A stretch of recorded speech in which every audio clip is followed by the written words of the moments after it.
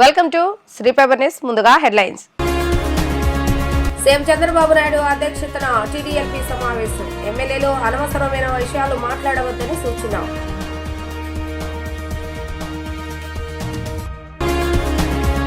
రాష్ట్ర వ్యాప్తంగా ఇంటర్ పరీక్షలు ప్రారంభం. ఇంటర్ మొదటి సంవత్సరం పరీక్షకు సెట్ 2 ప్రశ్నాపత్రం ఎంపిక.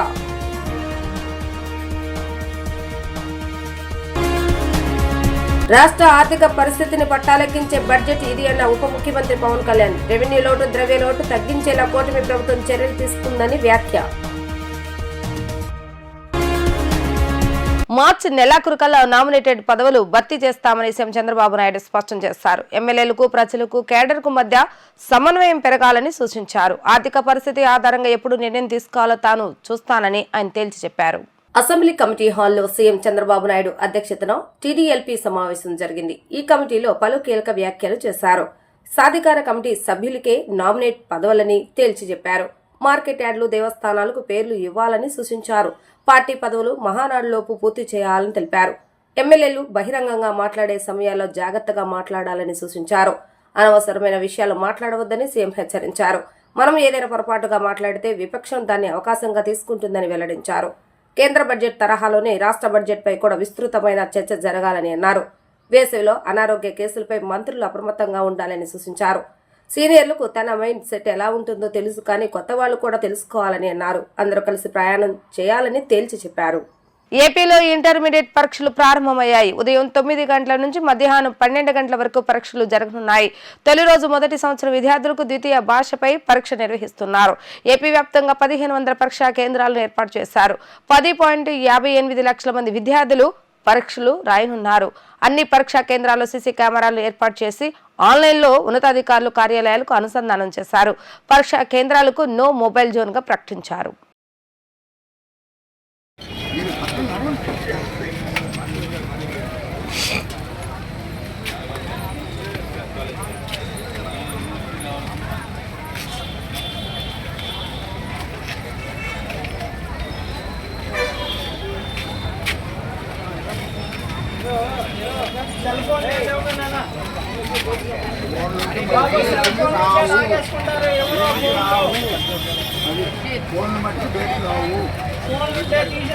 రెండు 2025-26 ఆర్థిక సంవత్సరానికి ప్రవేశపెట్టిన రాష్ట్ర వార్షిక పద్దు సంక్షేమం, సుస్థిర అభివృద్ధి లక్ష్యంగా ఉందని ఉప ముఖ్యమంత్రి పవన్ కళ్యాణ్ స్పష్టం చేశారు. గత ప్రభుత్వం రాష్ట్ర ఆర్థిక పరిస్థితిని అస్తవ్యస్తం చేసిందని మండిపడ్డారు. ముఖ్యమంత్రి చంద్రబాబు నాయుడు నేతృత్వంలో కూటమి ప్రభుత్వం ఆర్థిక క్రమశిక్షణతో రెవెన్యూ లోటు, ద్రవ్య లోటు తగ్గించే చర్యలు చేపట్టిందని ఆయన వెల్లడించారు. బడ్జెట్ రాష్ట్రంలోని అన్ని వర్గాల ప్రజల భవిష్యత్తుకు భరోసానిచ్చేలా అభివృద్ధికి బాటలు వేసేదిగా ఉందన్నారు. ఈ బడ్జెట్ రాష్ట్ర ఆర్థిక పరిస్థితిని పట్టాలెక్కించే విధంగా ఉందన్నారు. సూపర్ 6 హామీల అమలుకు తగిన కేటాయింపులు జరపాలని పవన్ కళ్యాణ్ తెలిపారు. సంక్షేమం, సమగ్ర అభివృద్ధి లక్ష్యంగా కేటాయింపులు చేయడం కూటమి ప్రభుత్వ విధానాన్ని తెలియజేస్తుందని అన్నారు. తల్లికి వందనం పథకం, అన్నదాత సుఖీభవ పథకాల అమలుకు ప్రణాళికలు సిద్ధమయ్యాయని వివరించారు. గ్రామీణ అభివృద్ధికి భారీ కేటాయింపుల ద్వారా పల్లెల్లో అభివృద్ధి కార్యక్రమాలు జోరందుకుంటాయని తెలిపారు. జల్ జీవన్ మిషన్ పథకం పొడిగింపు ద్వారా రాష్ట్రానికి మేలు జరుగుతుందని ఆయన వివరించారు. రాజకీయ క్షేత్రంలో మచ్చలేని రాజకీయ పార్టీ ఏదైనా ఉంది అంటే అది బీజేపీ అని దగ్గుపాటి పురంధేశ్వరి తెలిపారు. అన్ని వర్గాల ప్రజలకు ఎన్డీఏ ప్రభుత్వంలో సమన్యాయం జరుగుతుందని ఆమె వెల్లడించారు. రాష్ట్ర బీజేపీ కార్యాలయంలో రాష్ట్ర బీజేపీ అధ్యక్షురాలు దగ్గుపాటి పురంధేశ్వరి, ఎమ్మెల్యే సుజనా చౌదరి సమక్షంలో అమ్మా హాస్పిటల్ డాక్టర్ దుర్గా, శ్రీలక్ష్మి, పవన్ కుమార్, శ్రీదేవి వారి మిత్ర బృందం దాదాపు 30 మందితో పార్టీలో చేరారు.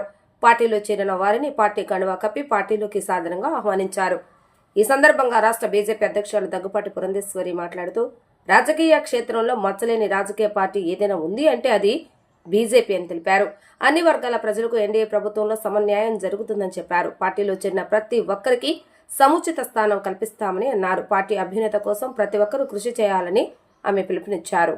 డాక్టర్ శ్రీలక్ష్మి గారు, అదేవిధంగా పవన్ గారు, శ్రీదేవి గారు, మరి వారి సహచర బృందం అంతా కూడా ఇవాళ భారతీయ జనతా పార్టీలో చేరినటువంటి సందర్భంలో వారందరినీ నేను సాదరంగా కేవలం కార్యకర్తలుగా ఉండిపోవటం కాదు, భారతీయ జనతా పార్టీ కుటుంబ సభ్యులుగా మిమ్మల్ని మేము ఆహ్వానిస్తున్నామని చెప్పి మీ ద్వారా వారందరికీ కూడా తెలియజేసుకుంటున్నాను. విషయం మనందరికీ తెలుసు. ఇందాక పవన్ గారు మాట్లాడుతున్నటువంటి సందర్భంలో వారు చెప్పారు, ఈరోజు రాజకీయ క్షేత్రంలో మచ్చలేనటువంటి నాయకత్వం కలిగినటువంటి పార్టీ భారతీయ జనతా పార్టీ అని చెప్పి వారు ఇందాక తెలియజేయడం జరిగింది. నరేంద్ర మోడీ గారు 11 సంవత్సరాలు ఇంచుమించుగా, రేపు జూన్కి 11 అయిపోతుంది. ఇన్ని సంవత్సరాలు అధికారంలో ఉన్నప్పటికీ కూడా వారి మీద కావచ్చు లేదా వారి సహచర మంత్రి బృందం మీద కావచ్చు ఎవరు కూడా వేలెత్తి చూపలేనటువంటి పరిస్థితి వాళ్ళ దేశంలో ఉంది. 2014 సంవత్సరానికి ముందు ఏదైతే మనం స్కామర్ పర్వంగా చూసామో 2014 తర్వాత నరేంద్ర మోడీ గారి నాయకత్వంలో ఎన్డీఏ కూటమి అధికారాన్ని చేపట్టిన తర్వాత స్కీముల పర్వాన్ని మనం దేశంలో చూస్తున్నాం. దేశంలో మన భారత సమాజంలో ఉన్నటువంటి అన్ని వర్గాల వారికి న్యాయం చేయాలి అనేటువంటి భావన ముందుగా పేదవాడిని కేంద్ర బిందువు చేసుకుని అనేక పథకాలను ప్రవేశపెట్టినటువంటి నేపథ్యం కనుక ఇవాళ ప్రజలందరూ కూడా భారతీయ జనతా పార్టీని ఒక మచ్చలేని పార్టీగా దేశానికి ఒక స్థిరమైనటువంటి ప్రభుత్వాన్ని, సుస్థిరమైనటువంటి ప్రభుత్వాన్ని పరిపాలన అందించినటువంటి సందర్భంలో అది మాత్రమే కాకుండా దృఢమైన నిర్ణయాలు తీసుకోగలిగినటువంటి ఆత్మస్థైర్యం, ధైర్యం కలిగిన ఒక నాయకత్వం ఉన్నటువంటి పార్టీగా వాళ్ళ ప్రజలందరూ భారతీయ జనతా పార్టీని ఆశీర్వదించడానికి ముందుకు వస్తున్నటువంటి సందర్భం. మొన్ననే మేము సభ్యత్వ నమోదు కార్యక్రమాన్ని మేము పరిపూర్ణం చేసుకున్నాం. ఆ సందర్భంలో కూడా ప్రజల వద్దకు మేము వెళ్ళినప్పుడు ప్రతి ఒక్కరూ మాకు తెలియజేసినటువంటి విషయం ఏమిటంటే నరేంద్ర మోడీ గారు రాబోయే 15-20 సంవత్సరాలు ఇంకా వారు ప్రధానిగా భారతీయ జనతా పార్టీ దేశానికి తన స్థిరమైనటువంటి ఒక మంచి పాలన, సుపరిపాలన అందించే దిశగా ఉండాలి, అడుగులు వేయాలి అని చెప్పి ప్రతి ఒక్కరు కూడా తెలియజేసినటువంటి నేపథ్యం. అసెంబ్లీలో గవర్నర్ ప్రసంగానికి కేబినెట్ ఆమోదం తెలిపిందని మంత్రి కొలుసు పార్థసారథి స్పష్టం చేశారు. జలజీవన మిషన్ కింద 7,797 పనులు చేపట్టేందుకు గాను కేబినెట్ ఆమోదించిందని అన్నారు. 9 నెలల కాలంలోనే పనులు పూర్తి చేయాలనే లక్ష్యంగా పెట్టుకున్నట్లుగా వెల్లడించారు. గృహ నిర్మాణానికి సంబంధించి గత ప్రభుత్వం యూనిట్ కాస్ట్ గా 1,80,000 చెల్లిస్తే ప్రస్తుత యూనిట్ కాస్ట్ ను 2,50,000గా నిర్ణయిస్తూ కేబినెట్ ఆమోదించిందన్నారు. అసెంబ్లీ మీడియా పాయింట్ లో ఏర్పాటు చేసిన విలేకరుల సమావేశంలో మంత్రి పార్థసారథి మాట్లాడుతూ అసంపూర్తిగా ఉన్న ఇళ్ల నిర్మాణాలను పూర్తి చేసేందుకు సన్నాహాలు చేస్తున్నట్లుగా మంత్రి తెలిపారు. ఎస్సీలకు 50,000, ఎస్టీలకు 75,000, బీసీలకు ₹1,00,000 ఇచ్చేందుకు కేబినెట్ ఆమోదించిందన్నారు. గత ప్రభుత్వం పేదవారికి, పెత్తందారులకు పోటీ అని ఎన్నికల ముందు చెప్పి ఎస్సీ, ఎస్టీలకు అదనంగా ఇచ్చే గృహ నిర్మాణ వ్యయాన్ని రద్దు చేస్తుందని మండిపడ్డారు. ₹1,80,000 కూడా ₹30,000 రాష్ట్ర ప్రభుత్వం చెల్లించి మిగిలిన మొత్తం కేంద్ర ప్రభుత్వం నుంచే ఇచ్చిందని అన్నారు. గత ప్రభుత్వం మంజూరు చేసిన గృహాలకు సంబంధించి ఇంకా రాష్ట్రంలో 5.5 లక్షల గృహాలు మొదలు కావాల్సి ఉందని వివరించారు. నిర్మాణాలు అనుకున్న విధంగా పూర్తి కాకపోవటానికి కారణం ప్రభుత్వ నిర్లక్ష్యం, యూనిట్ కాస్ట్ తక్కువగా ఉండటం, సిమెంట్ ధరలు అదనపుగా భారమేనని తెలిపారు. కొన్ని పనులు మళ్ళీ కొనసాగించాల్సిన అవసరం కనపడింది. కారణం ఏంటంటే కొన్ని ప్రాంతాల్లో తీవ్ర త్రాగునీటి ఎద్దడి ఉండటం మూలంగా కానివ్వండి, 5-6 నెలల్లో వాటిని పూర్తి చేయాల్సిన అవసరం ఉండటం కానివ్వండి, లేకపోతే కొన్ని పనులు దాదాపు 25% వరకు కూడా పూర్తి అవటం కానివ్వండి, రకరకాల కారణాలతో కొన్ని పనుల్ని కంటిన్యూ చేయాల్సిన అవసరం వచ్చింది. దానికోసం అని చెప్పేసి 7,797 పనులు 2,010 కోట్లు విలువ చేసే పనుల్ని మళ్ళీ కంటిన్యూ చేయాలని చెప్పేసి నిర్ణయం తీసుకోవడం జరిగిందని చెప్పేసి మనం చేస్తాను. ఎందుకంటే వీటిని 6 నుంచి 9 మాసాల లోపల పూర్తి చేయాలనే లక్ష్యంతో ఈ పనుల్ని కంటిన్యూ చేయాలని చెప్పేసి కేబినెట్ నిర్ణయం తీసుకుంది. అదేవిధంగా మరో 3,261 క్యాన్సిల్ అగ్రిమెంట్స్ని 1,155 కోట్లతో ఇవి కూడా 6 మంత్స్లో కంప్లీట్ చేయాలనే ఉద్దేశంతో రెస్టరేషన్ చేయాలని చెప్పేసి కేబినెట్ ఆమోదించిందని చెప్పేసి మనం చేస్తాను. ఇంకొకటి హౌసింగ్కి సంబంధించి 2014లో ఏదైతే యూనిట్ కాస్ట్ నిర్ణయించారో గృహ నిర్మాణానికి, అదే యూనిట్ కాస్ట్తో గత 3-4 సంవత్సరాల నుంచి కూడా, అంటే 2019 నుంచి కూడా కొనసాగించడం జరుగుతూ ఉంది. 2014-2019 మధ్యలో చంద్రబాబు నాయుడు గారు ముఖ్యమంత్రిగా ఉన్నప్పుడు యూనిట్ కాస్ట్ 2.5 లక్షలు ఇవ్వటమే కాకుండా ఎన్టీఆర్ హౌసింగ్ కింద పూర్తిగా ఆంధ్రప్రదేశ్ ప్రభుత్వ నిధులతో 2.5 లక్షల రూపాయలు ఒక ఇంటికి ఇవ్వటమే కాకుండా ఎస్సీలకి 50,000, ఎస్టీలకి 75,000, పీవీటీజీ గ్రూప్స్కి ₹1,00,000 అదనంగా ఇవ్వటం జరిగింది.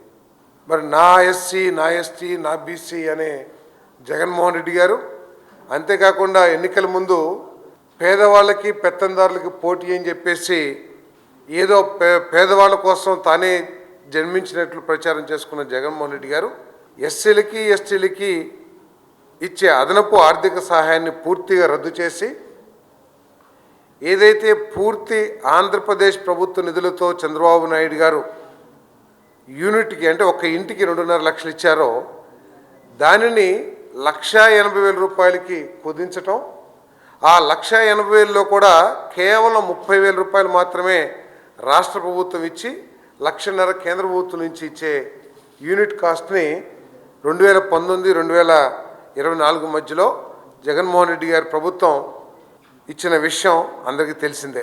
రాజధాని అమరావతి నిర్మాణ పనులు ఈ నెల 10 తర్వాత నుంచి ప్రారంభమవుతాయని మున్సిపల్ శాఖ మంత్రి నారాయణ తెలిపారు. గత వైసీపీ ప్రభుత్వానికి ఆర్థిక క్రమశిక్షణ లేదని విమర్శించారు. జగన్ ప్రభుత్వం బీసీలకు అన్యాయం చేస్తుందని, కానీ కూటమి ప్రభుత్వం బీసీల సంక్షేమానికి 47,456 కోట్ల రూపాయలు కేటాయించడం ద్వారా బీసీల అభ్యున్నతికి కట్టుబడి ఉందని చెప్పారు. సచివాలయంలో ఏర్పాటు చేసిన విలేకరుల సమావేశంలో మంత్రి నారాయణ మాట్లాడుతూ మున్సిపల్ శాఖలో నిధులను గత ప్రభుత్వం దారి మళ్లించిందని అన్నారు. ఏప్రిల్ 1 నుంచి మున్సిపాలిటీ నిధులు ఆయా సంస్థలే ఖర్చు చేసేలా బడ్జెట్లో ప్రకటించడం పట్ల సీఎం చంద్రబాబు నాయుడుకు ధన్యవాదాలు తెలిపారు. దీంతో సిఎఫ్ఎంఎస్ నుంచి చెల్లించే విధానం రద్దవుతుందని తెలిపారు. బడ్జెట్లో మున్సిపల్ శాఖకు 13,000 కోట్లకు పైగా కేటాయింపులు చేస్తానని, దీనిలో సిఆర్డీఏకు 6,000 కోట్లు కేటాయించారని తెలిపారు. ఇప్పుడు నా శాఖ తీసుకుంటే మున్సిపల్ శాఖకి ఏప్రిల్ 1 నుంచి రాబోయే ఏప్రిల్ 1 నుంచి ఏ మున్సిపాలిటీకి వచ్చే కలెక్షన్స్ ఆ మున్సిపాలిటీలో వాళ్ళే ఖర్చు పెట్టుకునేటట్టుగా ఈరోజు క్లారిటీగా బడ్జెట్లో కూడా చెప్పడం జరిగింది. ముఖ్యమంత్రి గారికి ప్రత్యేకంగా ఈ విషయం నేను ధన్యవాదాలు తెలియజేస్తున్నాను. ఈరోజు బడ్జెట్ తీసుకుంటే 3,22,359 కోట్లతో బడ్జెట్ పెట్టారు. దీంట్లో అన్నిటికంటే ఇంపార్టెంట్ ఏంటంటే అందరికీ తెలిసిందే, నా శాఖకు సంబంధించి 13,862 కోట్లు మున్సిపల్ శాఖ కేటాయించారు. అందులో 6,000 కోట్లు యాక్చువల్గా సిఆర్డీకి అలాట్ చేయడం జరిగింది. అన్నిటికంటే ఇంపార్టెంటు ఎలక్షన్స్కి ముందు ఏదైతే ప్రజలకి ప్రామిస్ చేసామో వాటిల్లో 2 నెరవేర్చడం జరిగింది. ఎన్టీఆర్ భరోసా పెన్షన్స్ 4,000 చేయటం, దానికి 27,518 కోట్లు ఈరోజు బడ్జెట్లో అలాట్ చేశారు. బీసీలకి అత్యధిక ప్రయారిటీ ఇస్తూ ఈరోజు 47,456 కోట్లు బడ్జెట్లో పెట్టడం జరిగింది. అదేవిధంగా అల్పసంఖ్యాక వర్గాల వాళ్ళ కోసం కూడా 5,434 కోట్లు. సో పేదలు నిరుపేదల ప్రభుత్వాన్ని తెలియజేయడానికి ఇంతకంటే వేరే సాక్ష్యం అవసరం లేదు. కానీ జగన్మోహన్ రెడ్డి నేను అల్పసంఖ్యాక అని చెప్పేవాళ్ళు, కానీ ఆయన చేసింది ఏంది? ఏమీ లేదు. మొత్తం ఆర్థిక వ్యవస్థని మొత్తం నాశనం చేసేసి పోయారు. ఈరోజు అమృత్ తీసుకుంటే కేంద్ర ప్రభుత్వం ఇచ్చిన 8,500 కోట్లు మున్సిపాలిటీ దాంట్లో ఇస్తే దాంట్లో ఖర్చు పెట్టాల. ఎందుకు పెట్టలేదంటే మ్యాచింగ్ ఫండ్ ఇవ్వాల. అదేవిధంగా ఏషియన్ ఇన్ఫ్రాస్ట్రక్చర్ ఇన్వెస్ట్మెంట్ బ్యాంకు 2019 ఫిబ్రవరిలో 5,350 కోట్లు నేనున్నప్పుడు శాంక్షన్ చేయించాను. దానికి అక్కడి నుంచి ఫస్ట్ ఇన్స్టాల్మెంట్ వస్తే మ్యాచింగ్ 30%కి అదే ఆగిపోయింది. 2,800 కోట్లు స్వచ్ఛ భారత్లో ఇస్తే దానికి ఫస్ట్ ఇన్స్టాల్మెంట్ వాళ్ళు ఇస్తే దానికి మ్యాచింగ్ అదే ఆగిపోయింది. దీని అంతటి కారణం ఏంటంటే ఒక ప్లానింగు, ప్రాపర్ ఫైనాన్షియల్ ప్లానింగ్ లేక గత ప్రభుత్వం చేసింది. అయితే ఎన్నిటిని ముఖ్యమంత్రి గారు ఇప్పుడు ఒక్కొక్కటి సరిదిద్దుతూ కేంద్ర ప్రభుత్వంతో ఈరోజు ఉన్న యొక్క అవగాహనతో ఒక్కొక్కటి తీసుకుంటూ వస్తున్నాడు. త్వరలో ఈ రాష్ట్రం ఖచ్చితంగా ప్రజలు ఏదైతే నమ్మకంతో ఎన్డీఏని గెలిపించారో వారి యొక్క నమ్మకాన్ని ఒమ్ము చేయకుండా ముందుకు తీసుకుపోతామని తెలియజేస్తున్నాను. వల్లభనేని వంశీ బెయిల్ పిటిషన్ పై విజయవాడ ఎస్సీ ఎస్టీ కోర్టులో విచారణ జరిగింది. కౌంటర్ దాఖలకు పోలీసులు సోమవారం వరకు గడువు కోరడంతో తదుపరి విచారణను న్యాయస్థానం సోమవారానికి వాయిదా వేసింది.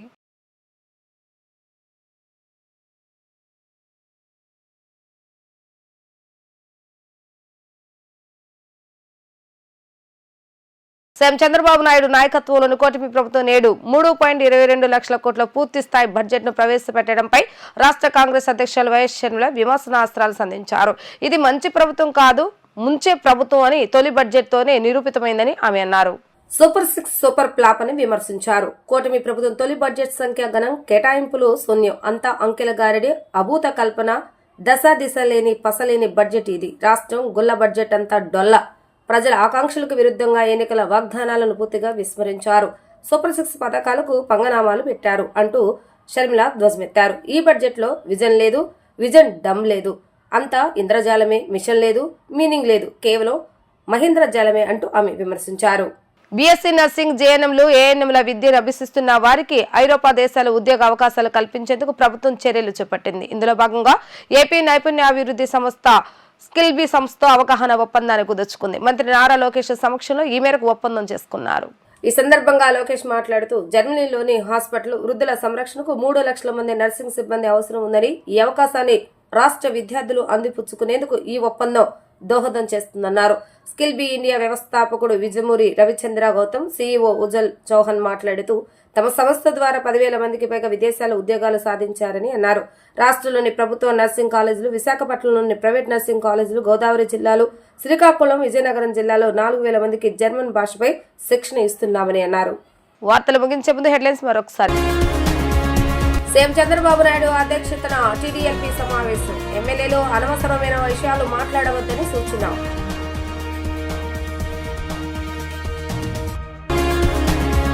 రాష్ట్ర వ్యాప్తంగా ఇంటర్ పరీక్షలు ప్రారంభం. ఇంటర్ మొదటి సంవత్సరం పరీక్షకు సెట్ 2 ప్రశ్నాపత్రం ఎంపిక.